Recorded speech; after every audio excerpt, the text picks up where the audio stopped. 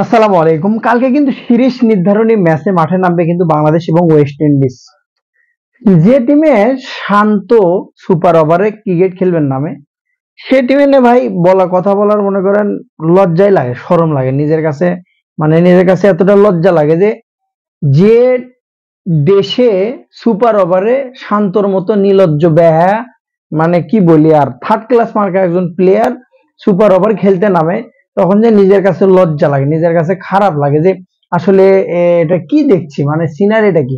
ওখানে যদি রিশাদকে নামানো হতো, মাহিদুল ইসলাম অঙ্কনকেও নামানো হতো, তারপরে কিন্তু একটা রেজাল্ট আসতে পারতো, যে কোনো একটা রেজাল্ট বা একটা বেনিফিট আসতে পারতো বাংলাদেশের পক্ষে। সেখানে নামাচ্ছে শান্ত, যে দলের থাকারই যোগ্যতা রাখে না, সে তাকে কিন্তু সুপার ওভারে নামাইছে।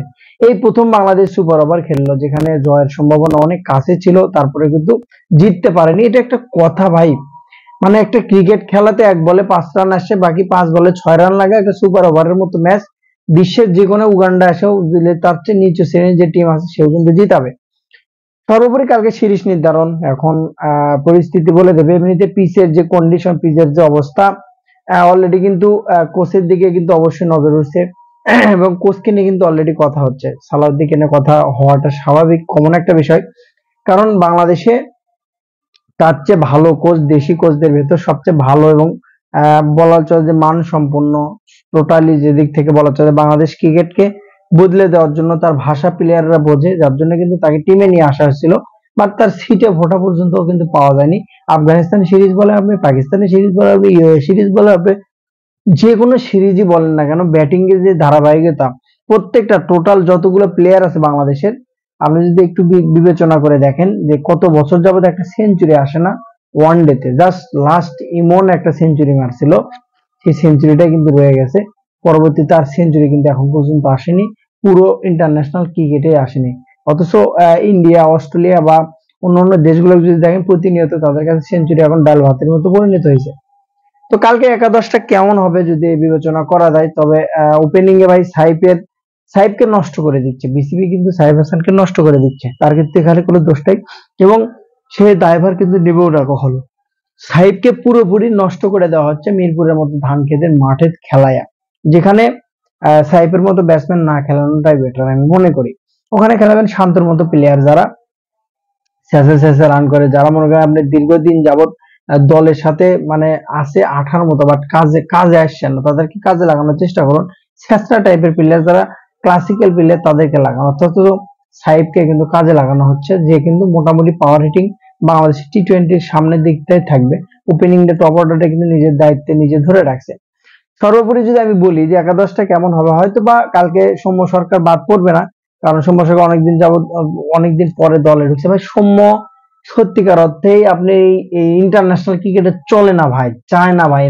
আপনি শান্তর মতো থার্ড ক্লাস ব্যাটসম্যান যায় না, কোনোভাবেই যায় না, জোর করে খেলায়েন না। মাহমুদুল হাসান জয়কেও তারপর সুযোগ দিতে পারেনি, গেল সিজনে সেঞ্চুরি করেছে, ভালো টাচে আছে, টি-20-তে সেঞ্চুরি করলো। আপনি চাইলে তো তাকে সুযোগ দিতে পারতেন, তো দেয়া, আপনি ওয়ানডেতে চাইলে সুযোগ দিতে পারেন। মুমিনুলকে আপনি ওয়ানডেতে ট্রাই করতে পারতেন, মুমিনুল 3 নম্বর 4 নম্বর কন্ডিশনে বা শান্তর জায়গাতে মুমিনুলকে আপনি ট্রাই করতে পারেন, কিন্তু না, আপনি তাকে ওই টেস্ট ব্যাটসম্যানের তকমা দিয়ে কিন্তু রেখে দিয়েছেন। সাইফ কিন্তু এখান থেকে আলাদা, নিজের প্রচেষ্টায় টেস্ট ব্যাটসম্যান থেকে কিন্তু রংপুর রাইডার্স তাকে বদলে দিয়ে আজকে কিন্তু টি-20 সেরা একজন ব্যাটার কিন্তু সাইফ হাসান। তো সেম ভাবে যদি আপনি মুমিনুলকে কন্টিনিউ ভাবে ওয়ানডেতে চান্স দিতেন, সে তার যে ব্যাটিং ক্লাস সেটা কিন্তু কাজে লাগিয়ে বাংলাদেশের জন্য ভালো কিছু করতো। আর সময় সাপেক্ষে বলে দেবে কালকে আসলে জিতবে কিনা বাংলাদেশ, বা ওয়েস্ট ইন্ডিজ জিতবে নাকি বাংলাদেশ জিতবে, সময় সাপেক্ষে বলে দেবে।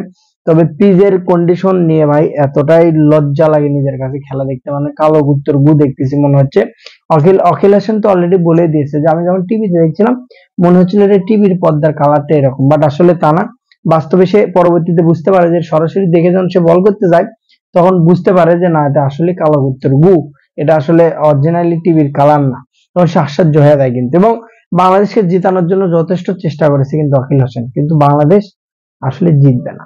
বাংলাদেশ মনে মনে নিয়তি করে নিয়েছে জিতবে না, যেখানে একটা নো বল ছিল, একটা ফ্রি হিট ছিল, একটা ওয়াইড ছিল, তারপরেও বাংলাদেশ জিততে পারেনি।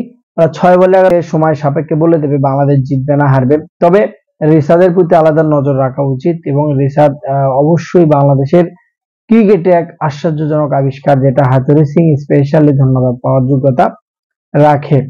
সর্বোপরি টোটালি যদি বলি আমি, বাংলাদেশের জেতার সম্ভাবনা অনেকটাই বেশি। ওয়েস্ট ইন্ডিজেরও খেলতে অনেকটা কষ্ট হচ্ছে।